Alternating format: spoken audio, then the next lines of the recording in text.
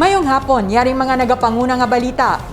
VP Leni Robredo nagpadulong sa syudad sang Iloilo, agod personal nga ihatag ang iya mga donasyon para sa mga nahalitan sang bagyong Odette. Kag mga Ilonggo kag Ilongga beauties, liwat nga nagpangibabaw sa patag sang pageantry. Liwat nga nagpadulong sa syudad sang Iloilo si Vice President Leni Robredo agod personal nga ihatag ang mga bulig kag donasyon para sa mga Ilonggo nga nahalitan sang bagyong Odette.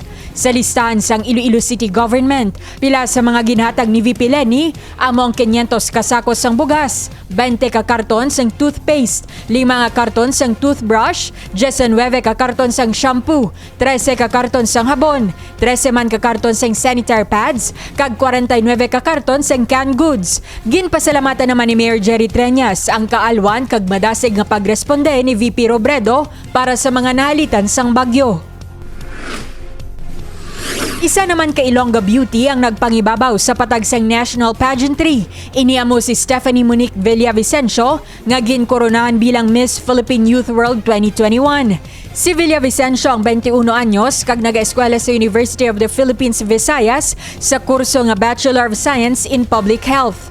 Samtang, isa man kay Ilonggo Pride ang pagbandera ni Albian Revalde sang pungsod Pilipinas sa international pageantry.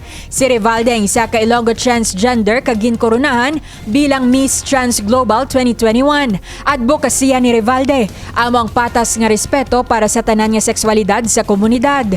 Magluwas kanday Villavicencio kag Revalde.